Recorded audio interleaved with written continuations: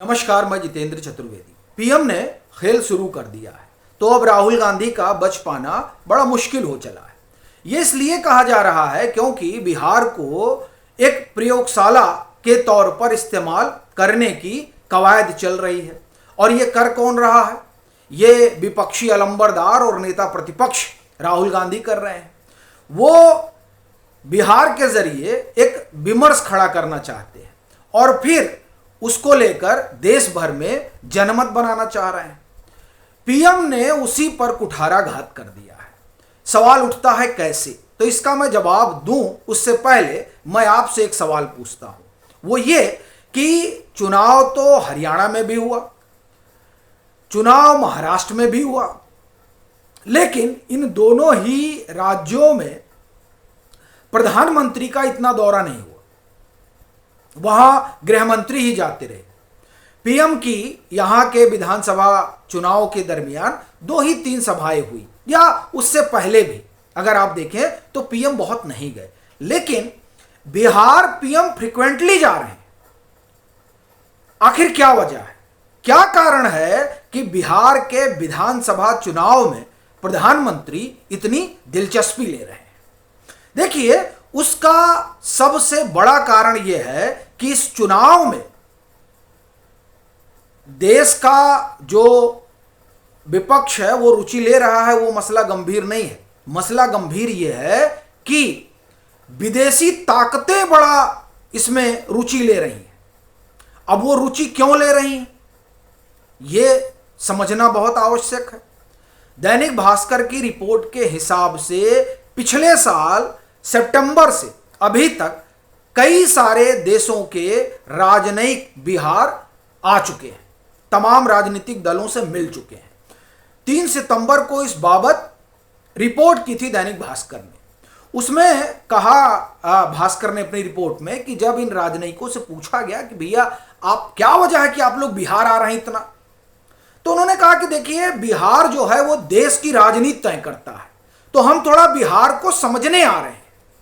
यानी राहुल गांधी जो कर रहे हैं उससे वैश्विक जो इनका इकोसिस्टम है उसको लग रहा है कि जाकर देखना चाहिए कि बिहार में क्या सत्ता बदलेगी।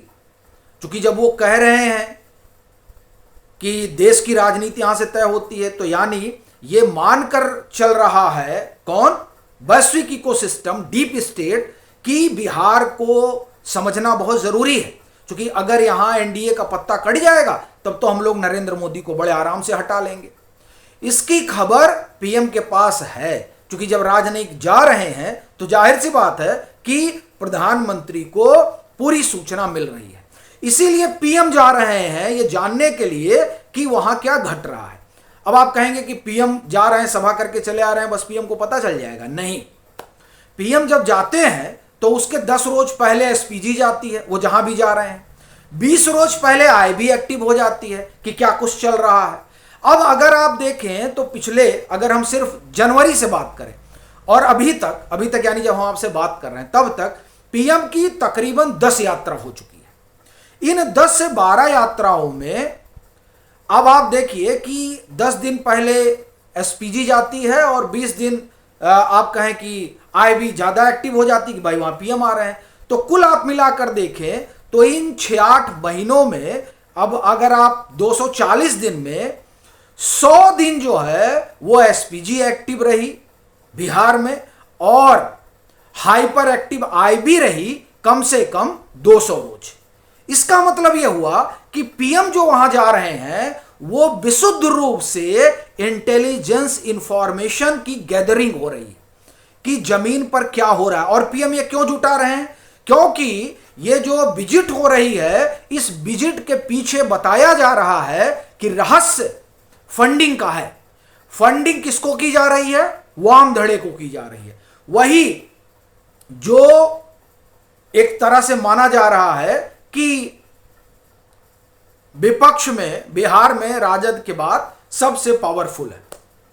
यानी जो ताकतें वाम को मजबूत कर रही हैं उन्हीं ताकतों के प्रिय राहुल गांधी भी हैं, और राहुल गांधी वाम के भी प्रिय हैं। भाई सीताराम येचुरी से इनका क्या अपना याराना था, सबको पता है। माने संबंध इनके क्या थे, बड़े मधुर संबंध थे। और फिर अभी भी ये कहा ही जाता है कि भाई राहुल गांधी के आसपास जो है इसी धारा के लोग हैं।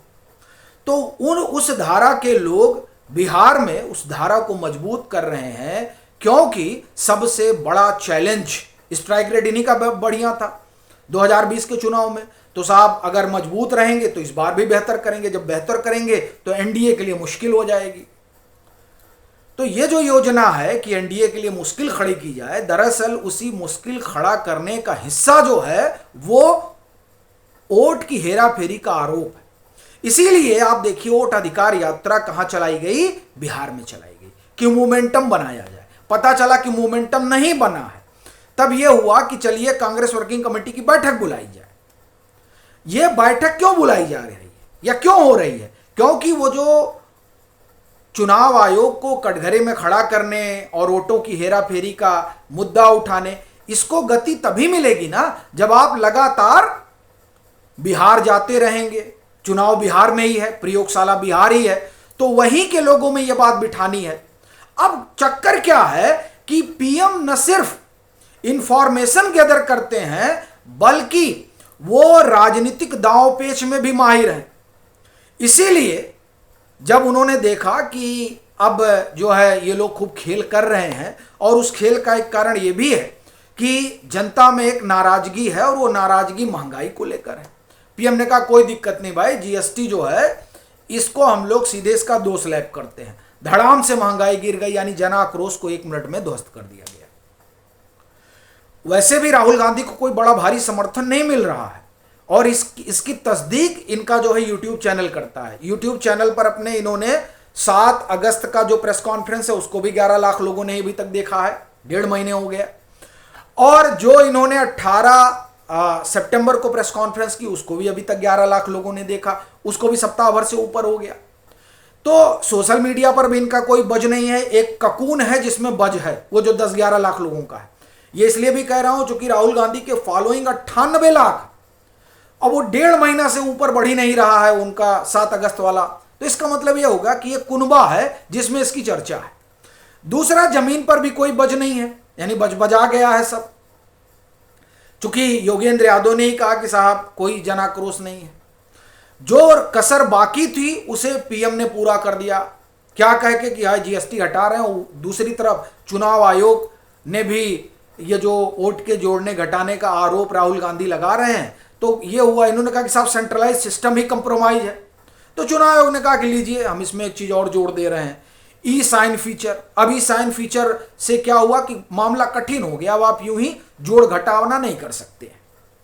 तो यानी राहुल गांधी जो सियासी बिसात बिछा रहे थे और जिसके जरिए वो बिहार में एक प्रयोग कर रहे थे, पीएम ने उसी प्रयोग को ध्वस्त कर दिया। एक जनता की जो थोड़ी बहुत नाराजगी रही और वो महंगाई से रही, इसमें कोई दो राय नहीं, उसको 1 मिनट में ध्वस्त किया।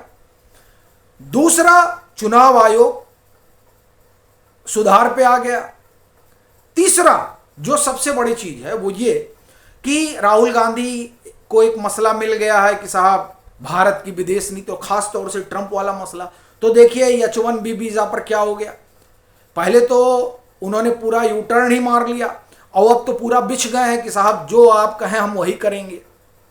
तो आप एक तरह से कहें कि राहुल गांधी जो बिहार के जरिए, चूंकि बिहार में चुनाव होना है और बिहार में ही अगर वो मोमेंटम बना लेते हैं और वहां पर एनडीए की सरकार को हिलाने का जनमत बना लेते हैं और सरकार हिल जाती है, तो नरेंद्र मोदी को हटा लेंगे।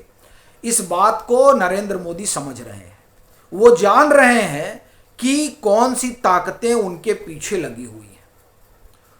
2024 के नतीजे आने के बाद से ही वो समझ गए थे। इसीलिए 2 जुलाई 2024 को लोकसभा में दिए गए अपने भाषण में पीएम ने कहा था कि इकोसिस्टम को छोड़ेंगे नहीं।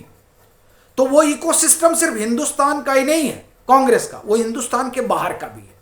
तो सारे इकोसिस्टम को अब सबक सिखाया जा रहा है। इसीलिए ये जो फाइलें खोली गई हैं, ये नाहक नहीं खोली गई हैं कि जरा खंगालिए किसको किसको कहां कहां से फंडिंग हुई है और हो रही है, ये इसीलिए फाइल खोली गई है। तो जो राजनीतिक खेल राहुल गांधी खेलने जा रहे थे, उसी पर पीएम ने एक तरह से आप कहें कि फुल स्टॉप लगा दिया है। और वो खेल एक ही है कि बिहार में बड़ा खेल किया जाए और उसके बाद में नरेंद्र मोदी को हिलाया जाए। तो वो जो खेल है, उस खेल पर पीएम ने वज्रपात कर दिया है। बाकी आपकी अपनी क्या राय है ज़रूर साझा करिएगा। मतांतर से नहीं जुड़े हैं तो जुड़िए, वीडियो को लाइक करिए और खूब शेयर करिए।